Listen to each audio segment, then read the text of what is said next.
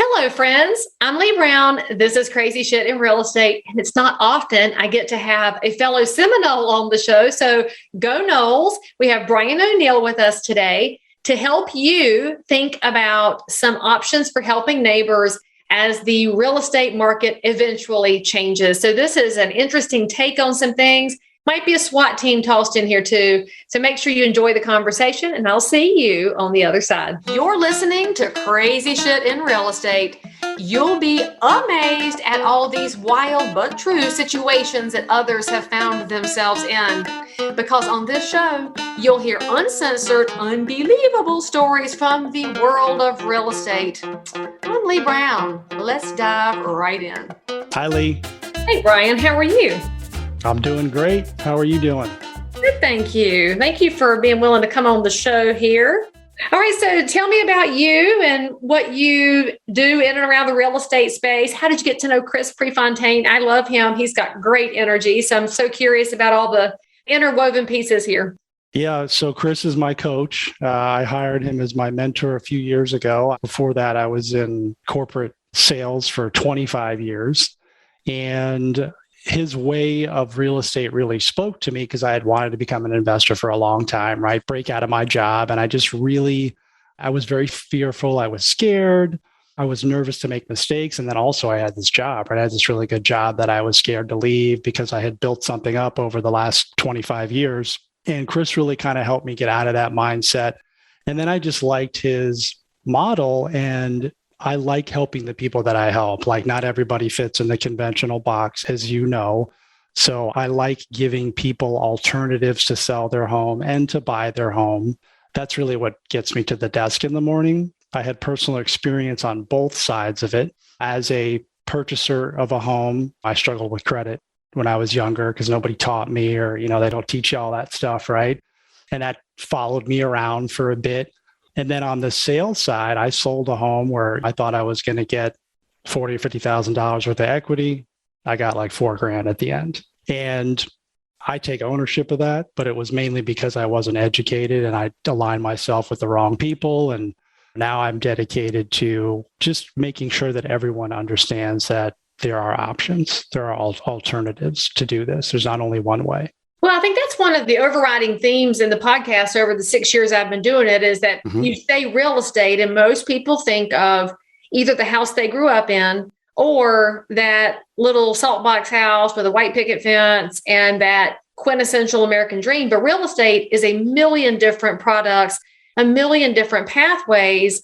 And unfortunately, a lot of people that are professionals in the space, whether it's on the wholesale side, the retail side, the investor side, they get really tunnel vision into their niche. And so if somebody that they encounter doesn't fit their niche, they blow them off and then forget that that person might just be a 30-minute conversation away from another pathway that works better for them. And I frankly think that's the coolest thing about real estate. And I was talking to an agent about this last week, I guess, who's highly bored with what they're doing in real estate because they've been doing it for a long time. They're very good at it. I said, great. Now's the time to go learn multifamily investing. Go learn some land skills. There's so many different spaces you can go into because boredom sets in with successful people. And when you're bored, you're not going to be creative. And Chris is definitely one of the guys who's been in a lot of different angles of real estate, but he's figured out how to really help the anchor set for a lot of people. And I love that. And especially love your honesty about how your credit got hit and you didn't even know about it, which we do our whole younger generation a massive disservice, not educating them on how much power the credit bureaus have over their lives. Because let's also call that what it is. It is not just about the score. It's about those unnamed, unelected bureaus are out there setting your financial future. It's kind of a hot mess. Hot mess. I agree. And I could talk for a long time on that. And unfortunately, when they ship you the credit card when you're 19 years old in college, it doesn't come with a manual on how to manage it. It just says, here you go. I was in the quad at Florida State and they had that little booth set up. Do you remember the little tables they used to set up in the quad? Cassette tapes and albums and credit cards. I bought a cassette tape and then I went and got a credit card. What were they thinking? I had no income except for my referee money. Well, of course not. And by the way, I'm a FSU alum too. So I lived in Landis Hall. Where did you live? I lived in Smith Hall before they knocked it down. Oh, it got knocked down? Yeah, recently. I was there in the early 90s. So I was there too. That was when I was there. I graduated from high school in 92. So I was there from 92 to 97. We were there at the same time. It's highly possible that I was at parties in Smith Hall because some of my really good friends were over there. Since I was over in the honors dorm, I had to go to parties elsewhere. Yeah. No, we were Smith, Sally, and then I forget the one that was like catty corner to that one. But it's crazy. Yeah. Small world. Okay, carry on. I've got my helmet right up here. You can see it. Oh, yeah. See, but that's the good era of Bobby Bowden and Mike Martin. Because I was a baseball girl. I was out. Yeah. I was umpiring for the frat leagues. That was really hustle. Crazy. Small world. Fraternity? I'm sorry. You a fraternity kid? I wasn't. I had a lot of friends who were ATO. But I never rushed. I just hung out with the ATO boys. That was a lot of money. So you saved your parents some money that way. So, okay. So there you go, listeners and viewers. I hope you enjoyed this side jaunt down memory lane in Tallahassee, which we could talk for hours about what it used to look like. But if you go back to Tallahassee, it looks nothing like it did then. Not at all. Student housing is actually, we should probably have a conversation on a show sometime about student housing because the stuff I lived in had roaches and popcorn ceilings and it was disgusting. And now they've got granite and stainless steel and floor to ceiling glass and young people are spoiled now. Totally. There was no air conditioning in my dorm. No, there was not. And your dorm that's why the parties were kind of wild over there because you had to drink. I mean, excuse me, we drank when we were over 21. We were not. Correct. I don't know what you're talking about. Okay. So anyway, back to learning how to invest with Chris. You lost all that money. So what changed for you when you have a succession of what the world might call failures, but those of us that are smart enough will say that's a learning experience that you don't want to repeat. So after you make it through those couple of steps, what changed for you? Was it the market? Was it your location? Was it an educational insight? What was the wake-up moment besides I don't want to be broke forever? Correct. So number one, I took ownership of everything. Like for a long time, I blamed everybody else except for me. And so that was a big step for me as I took ownership of the fact that like, hey, I played a role in this. I can't just keep playing the victim forever and ever. Like I lost that money for a reason, or I mismanaged my credit for a reason. So I had to take ownership of that. And once I did, things started to really change for me. And I was able to break out of my W-2 prison, if you will, that I had wanted to for so long. And those experiences actually that I had when I was younger and recently, the other experience that I mentioned where I lost all that equity wasn't too long ago, 6-7 years ago.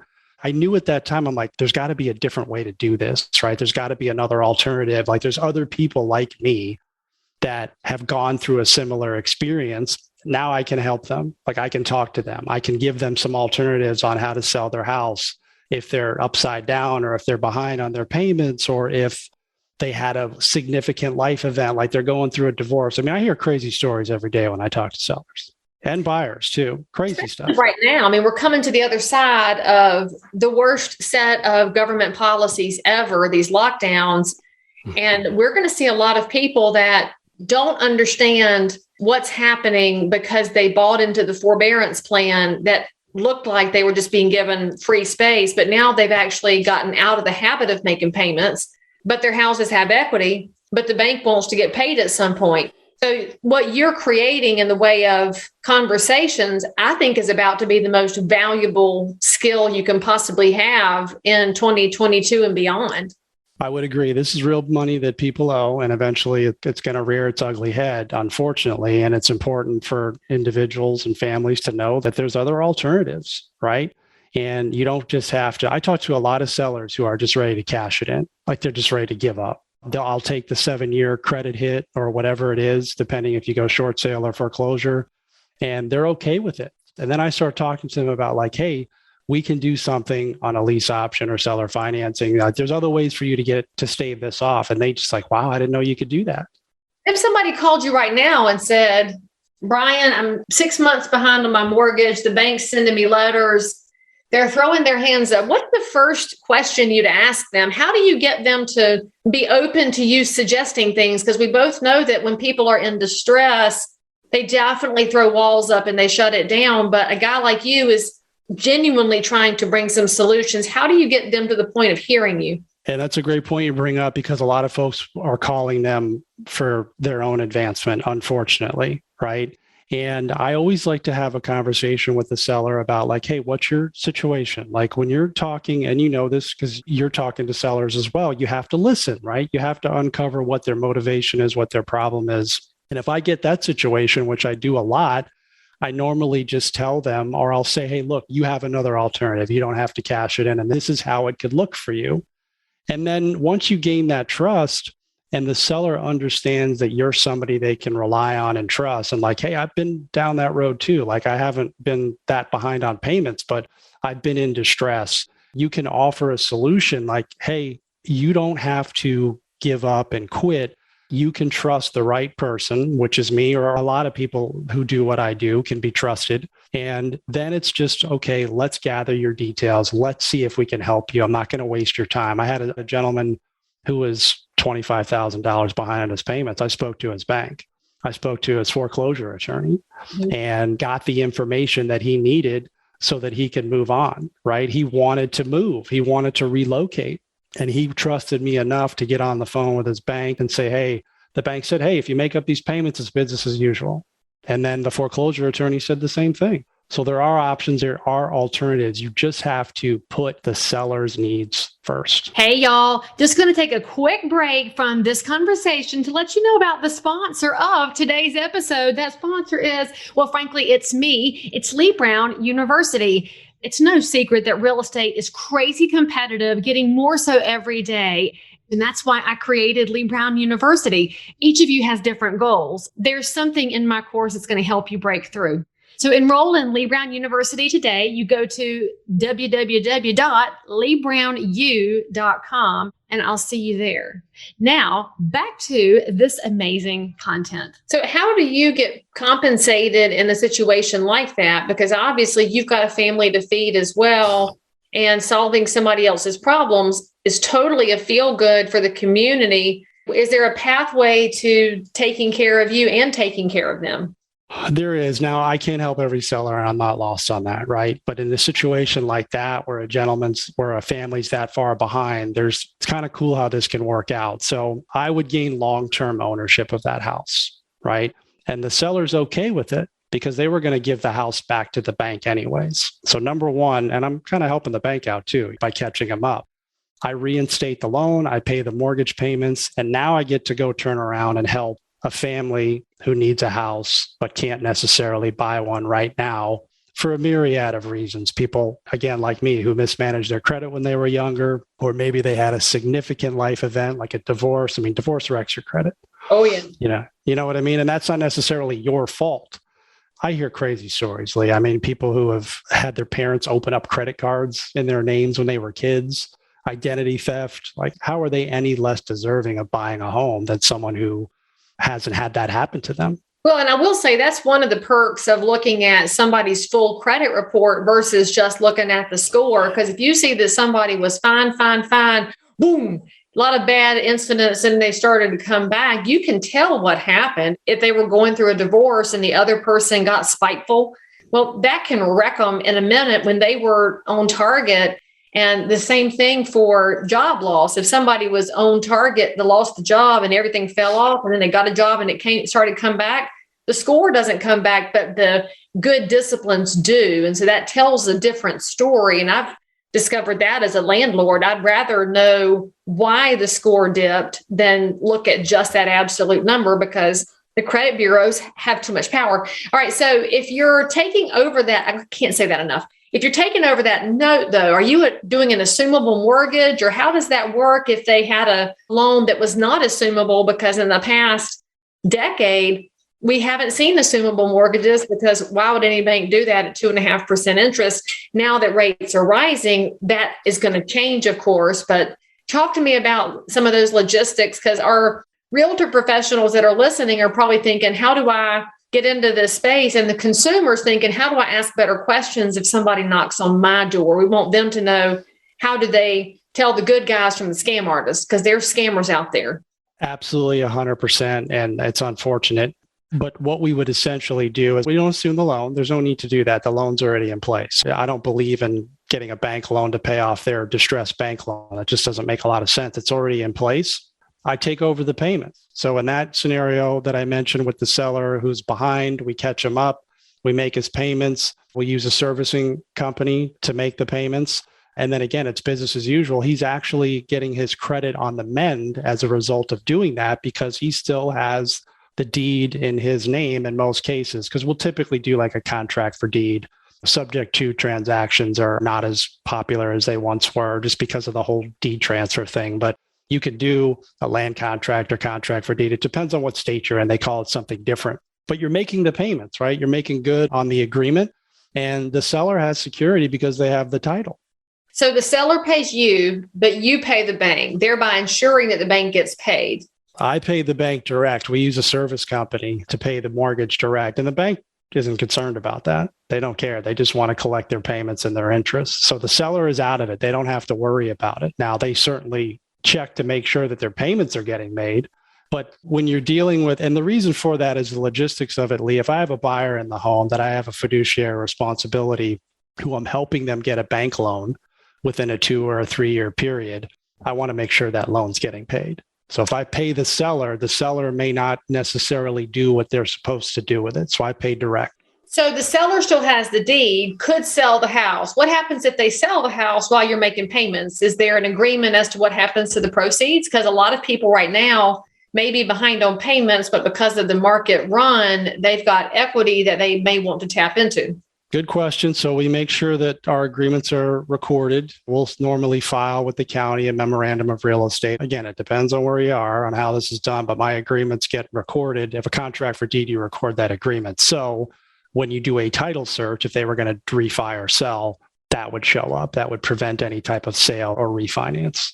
Perfect. So it sounds more complicated than it is, but really is an elegant solution to helping people keep the kids in the schools they're used to, keep their home and not have to go out into this crazy market where they might not be able to afford a replacement. Because I think that's where the conversation should be with professionals who are talking to homeowners. It's in their best interest to figure it out, because where are they going to go? Rents are through the roof, house prices are through the roof, and keeping them put benefits all the parties in a scenario like this. Now, of course, we're on crazy shit in real estate. My viewers and listeners are looking for a story that they can say, what? And so I'd love to know, Brian, what you have encountered in all of your different venues of real estate life. Goodness, I have so many stories, but I think the one that stands out the most is probably my second house that I took under agreement. I helped a seller relocate down south. They didn't want the Chicago winters anymore, and I don't blame them. They're unpleasant.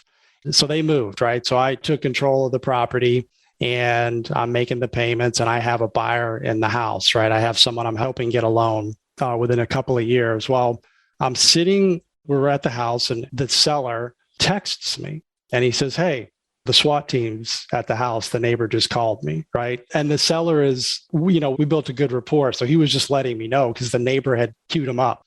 SWAT team's at the house. I'm like, oh my goodness, what is going on? So my wife knew the sergeant for the particular city. She went to high school with him, because we're like trying to check the scanners and trying to figure out what happened. The house is like 25 minutes away.